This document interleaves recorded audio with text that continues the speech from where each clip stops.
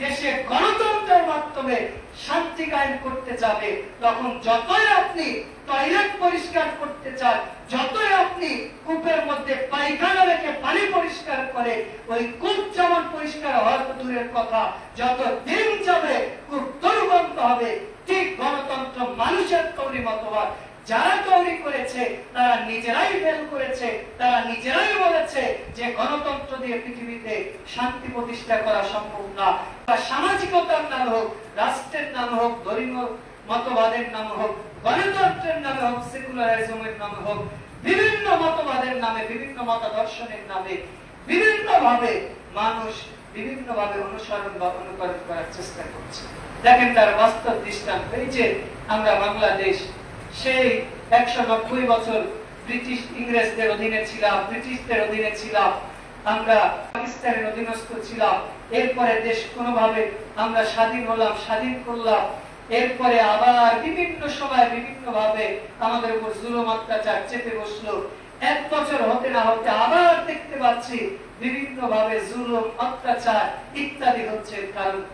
কারণ আমি এইভাবে বলি যে পায়খানা দিয়ে যখন পায়খানা পরিষ্কার করতে চায়, তখন পায়খানায় থেকে যায়, ওই দুর্গন্ধ কখনো দূর করা যায়। ঠিক গণতন্ত্র দিয়ে যখন দেশে গণতন্ত্রের মাধ্যমে শান্তি কায়েম করতে যাবে, তখন যতই আপনি টয়লেট পরিষ্কার করতে চান, যতই আপনি কূপের মধ্যে পায়খানা রেখে পানি পরিষ্কার করে, ওই কূপ যেমন পরিষ্কার হওয়ার তো দূরের কথা, যত দিন যাবে কূপ দুর্গন্ধ হবে।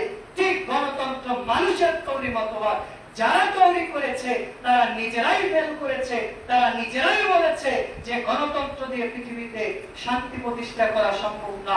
তারাই নিজেরাই বলেছে যে গণতন্ত্র কখনো পৃথিবীতে শান্তি দিতে পারে না। তাহলে এই মতবাদ দিয়ে কিভাবে আমরা শান্তি পেতে পারি? অথচ আমরা ইসলামের নামে দাড়ি করে, টুপি করে বিভিন্ন ভাবে সেই দিকে লেগে পড়েছি। অথচ বর্তমান পৃথিবীতে ইসলামী শরিয়া, ইসলামী বিধান অর্থাৎ নবী রাসূলের যে খেলাফতের সিলসিলা ছিল, সেই বিধান অনুযায়ী রাষ্ট্র পরিচালনা ব্যতীত পশ্চিমকালে পৃথিবীতে শান্তি আসে, সেটা ইসলামের নামে হোক অথবা ইসলামের বাইরে হোক। এই জন্য আল্লাহর কাছে আমরা দোয়া করছি, আল্লাহ যারা এই রাষ্ট্র পরিচালনা করবে তারা যাতে কোরআন এবং সুন্নাহ মোতাবেক রাষ্ট্র পরিচালনা করতে পারে, আল্লাহ তুমি সেই তৌফিক দান করুন। আল্লাহ